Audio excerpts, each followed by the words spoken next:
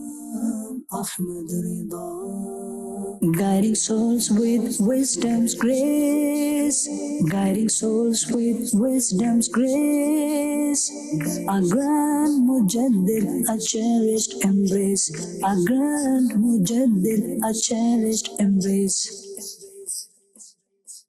Alhamdulillah Rabbil Alameen, wassalatu wassalamu ala Sayyidil Mursaleen, amma ba'd, fa'udhu billahi minash shaitanir rajim, bismillahir rahmanir rahim. Wassalatu wassalamu alayka ya Rasulullah wa ala alika wa ashabika ya Habiballah. Assalatu wassalamu alayka ya Nabiyallah wa ala alika wa ashabika ya Nurallah. Welcome dear viewers to another episode of our program, Life of the Grand Reviver.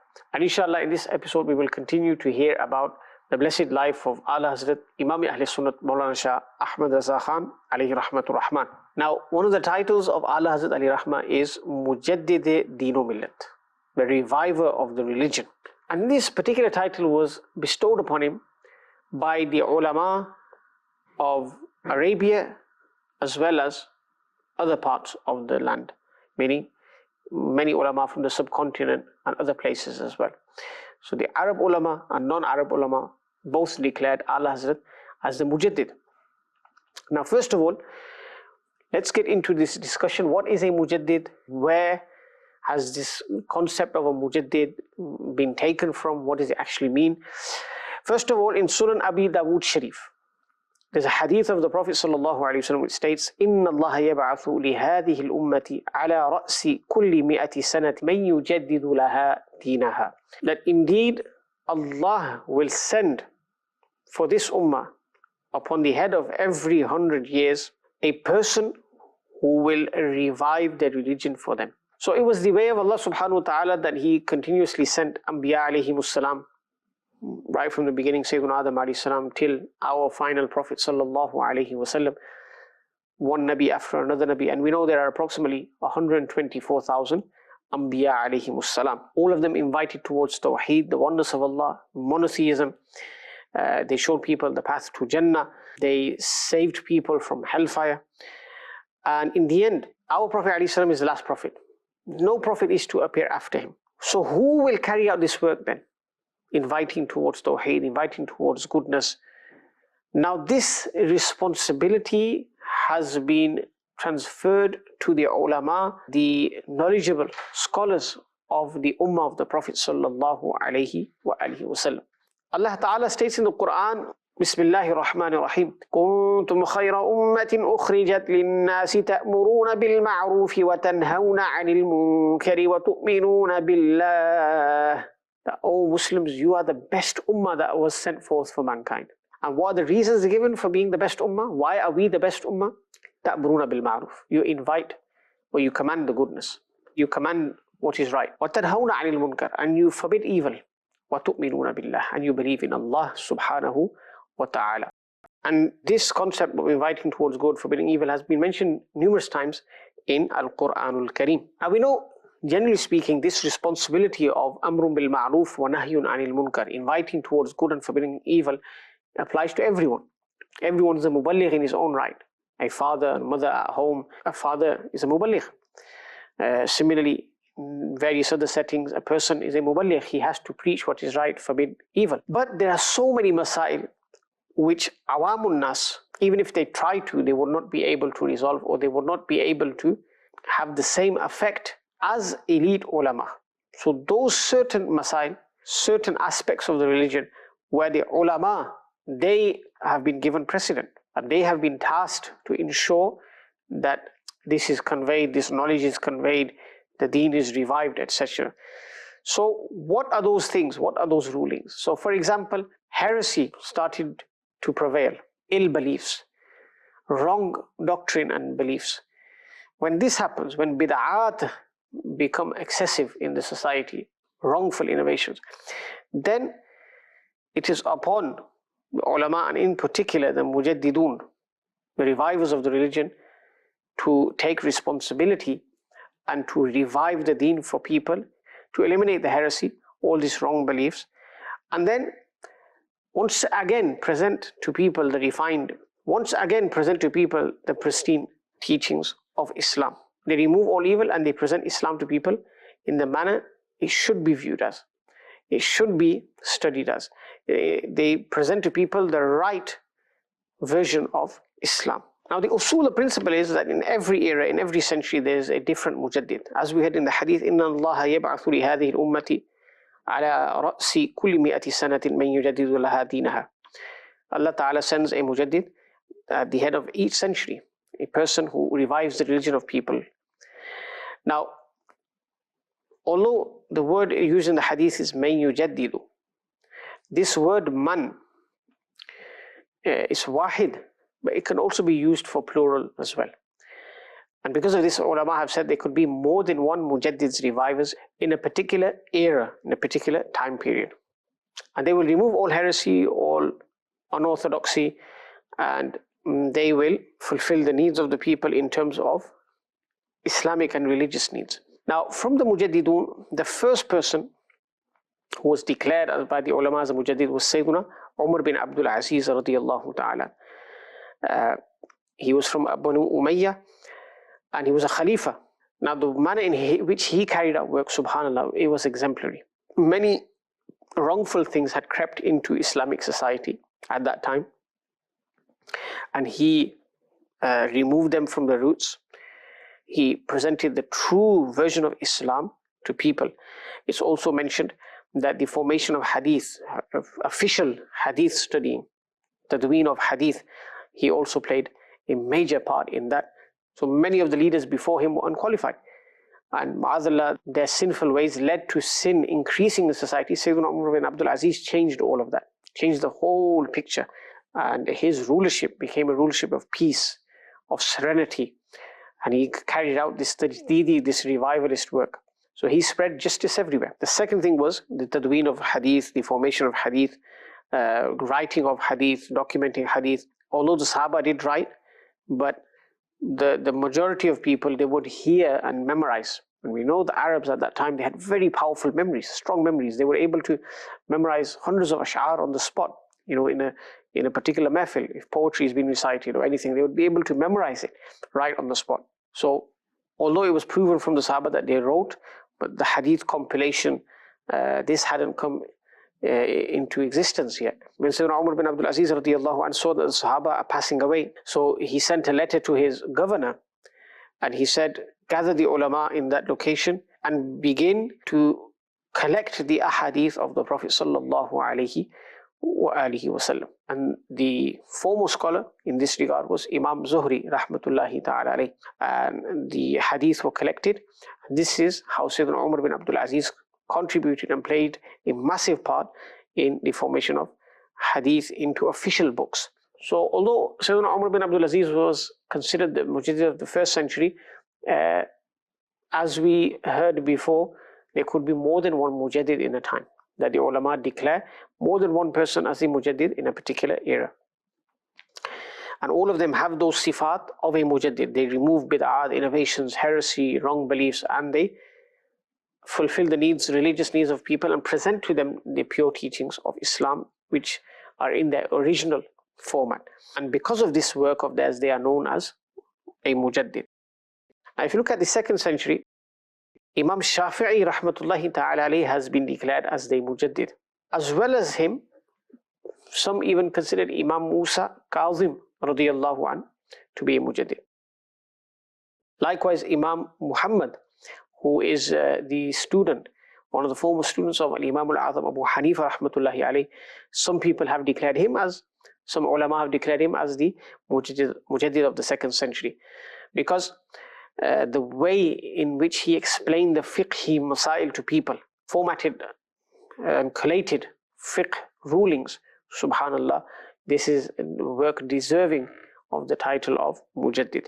As for the third century, Imam Ahmad bin Hanbal is considered that person who is the reviver, mujaddid. The fourth century, scholars have said Imam Tahawi rahimahullah ta'ala is the mujaddid. And like this, it continued throughout the ages. You had mujaddidun in each era, each century. And as for the 14th century, Islamic century, who was considered the mujaddid? Subhanallah, none other than Ala Hazrat Imam Ahl Sunnat Maulana Shah Ahmad Raza Khan alayhi rahmatur rahman. Because he carried out such work in his era, which made him deserving of that title. We heard in the previous episodes how he devoted himself to this task, answering the deviants, the heretics of his time, those people who blasphemed against Allah and His Messenger sallallahu alaihi wasallam. How he presented the true teaching of Islam to people, how he saved, by the will of Allah, the iman of millions and millions of Muslims. This was his tajdeedi work, and because of which the ulama referred to him as a Mujaddid. And one hadith, we are told that every coming year will be worse than the previous year. Meaning every coming year will have more shar, more evil than the previous year. And in the time of Ala Hazrat Imam Ahl Sunnah radiallahu anh, in India, we know there was colonialist rule, and many different sects began insulting Allah and His Messenger sallallahu alaihi wasallam, the Sahaba, the Ahlul Bayt alayhim ridwan, ma'adallah, thumma ma'adallah, coming with all sorts of deviant beliefs. You had the naturalists, you had the atheists. So Islam was being attacked from different angles. But Ala Hazrat Ali Rahmah at that time, subhanallah, single-handedly, by the mercy of Allah subhanahu wa ta'ala, in that region, answered all of those heretics. This was his tajdeedi kaam. So Ala Hazrat looked at those readings, looked at those works that the deviants had written, and he realized straight away that this is blasphemy against Allah. This particular text, Ibara, is blasphemy against the Prophet sallallahu alaihi wasallam. This is disrespect towards Sahaba radiyallahu anhum ajma'in. When he saw all of this, he tried his utmost to make those people repent, but they were stubborn upon their ill belief. And that's when Ala Hazrat Ali Rahmah one by one refuted all of them. His works were published, his works were presented to ulama of Haramain Sharifain. Many works were even written in Haramain Sharifain. And we know the famous Ad-Dawlatul Makkiyah, which was presented to the governor of Makkah upon the knowledge of Rasulullah sallallahu alaihi wasallam, the ilmul ghaib, knowledge of the unseen, and how he was accepted by the scholars in Haramain Sharifain. And this was a tajdeedi work. This was a work that declared Ala Hazrat Ali Rahmah as a Mujaddid of the time. Now Maulana Hasnain Raza Khan, who is the nephew of Ala Hazrat Ali Rahmah, he has a book which is called Sirat-e Imam Ahmad Raza Khan. And in this book he has written that Ala Hazrat Ali Rahmah was born in 1272 Hijri, and he passed away in 1340 Hijri. So he saw both eras, both centuries. And one sign of a Mujaddid, that he will be present at the end of the previous century, and he will also be present and accepted amongst people in the new century as well. Now Ala Hazrat's scholarly work was famous even in the previous century, and most definitely in the new century as well. So the end of the 13th century and the beginning of the 14th. And in particular at the beginning of the 14th century, Ala Hazrat's manner of work became more intense, and he became more serious natured, even though he was serious natured before as well. So his nephew writes, Maulana Muhammad Shah Khan, he was someone who lived in the same area as Ala Hazrat. He was 1 year older than Ala Hazrat, and he would accompany Ala Hazrat. So their friendship was quite strong, and normally such friendships lead to informality when speaking, when conversing. But this particular individual, Maulana Muhammad Shah Khan, he was very mindful of Ala Hazrat Ali Rahmah's status, because of which he would never become informal. And Ala Hazrat would respect him and be considerate of him as well, because he was a year older. Now, by profession, he was someone in agriculture, who used to deal with land. One day, Maulana Hasnain Raza Khan asked him, Ala Hazrat respects you greatly, but what is the reason for you reciprocating that? You don't ask him questions yourself, you send other people to ask questions on your behalf, etc. He said, me and Ala Hazrat grew up in youth together. In our childhood, we spent it together. Our gatherings were the same. We accompanied each other throughout our childhood. And after Maghrib, it was our habit to gather amongst our friends, and it was a majlis of ilm. We have a gathering wherein knowledge was discussed. We would discuss religious Islamic rulings, and we also discussed things of a humorous nature, which were permissible, meaning they didn't consist of any haram. So as soon as Muharramul Haram of 1301 Hijri occurred, meaning we saw the moon of Muharramul Haram 1301, then as per our noble habit, we gathered after Maghrib for this discussion-based gathering. And Ala Hazrat, against the norm, he arrived a bit late. He gave salam And after that he said, today the moon of 1301 has been seen. And I said, yes, I confirmed it. I said, yes, it has. I've also seen it. Ala Hazrat Ali Rahma said, dear brother, the century has changed. Maulana Sahib, Shah Muhammad Khan says, I said, yes, the century has changed. Then Ala Hazrat Ali Rahma said, then me and you will also have to now change. Ala Hazrat just said this when all of a sudden silence prevailed in that gathering. And nobody had the courage to say anything. And like this, one by one people dispersed, left that gathering. Maulana Shah Muhammad Khan says, at that moment I didn't understand the reasoning behind why Allah has said that the century has changed, we must change ourselves, even though we were from the people of knowledge. It wasn't the case that we were involved in unlawful acts or anything of the sort. But here Allah was informing of improving ourselves. We always need improvement, bettering ourselves. And he says, I couldn't fathom why he said that. And all of a sudden Allah became serious in nature. The next day, when the Fajr prayer had been performed, and I met Ala Hazrat Ali Rahma, I saw him, and I saw this complexion of awe, this complexion of a Mujaddid, signs that he is a Mujaddid. I could see his complexion change. I could see the Jalal. I could see the robe in his face, subhanallah. And this is what I believe he was referring to, that we must change now as well. That he, by the will of Allah subhanahu wa ta'ala, is the Mujaddid of the time. And Maulana Shah Muhammad Khan says, Allah has changed and became a Mujaddid. This is his humbleness, but he says, we remain the same. Allahu Akbar. And he says, after that, I couldn't ever muster the courage to visit him or see him face to face. Allahu Akbar.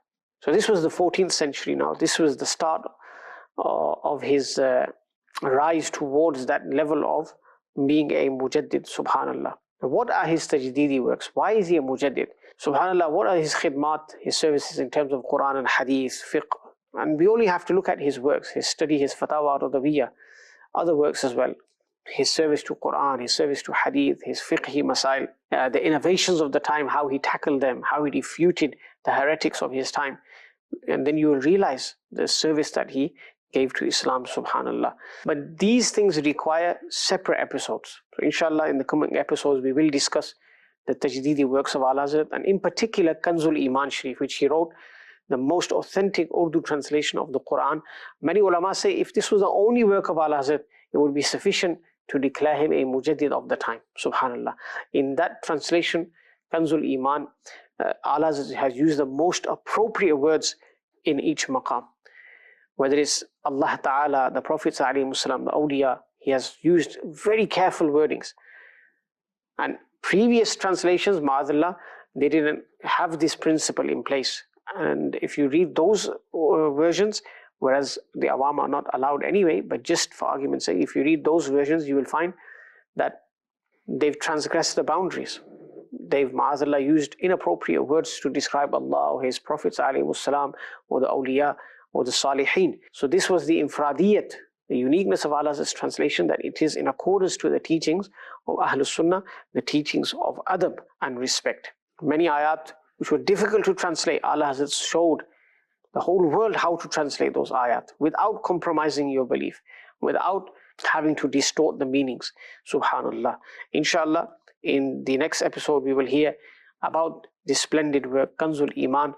And these are the works because of which he was declared a Mujaddid, subhanallah. Until then, may Allah subhanahu wa ta'ala grant us true love from the Prophet sallallahu alayhi wa sallam and enable us to act upon the teachings of the great Imam, Ala Hazrat Imam Ahmad Raza Khan alayhi rahmah. Ameen. Bijahin Nabil Ameen. Sallallahu alayhi wa alihi wa sallam. Imam Ahmad Raza, guiding souls with wisdom's grace, guiding souls with wisdom's grace. A grand Mujaddid, a cherished embrace, a grand Mujaddid, a cherished embrace.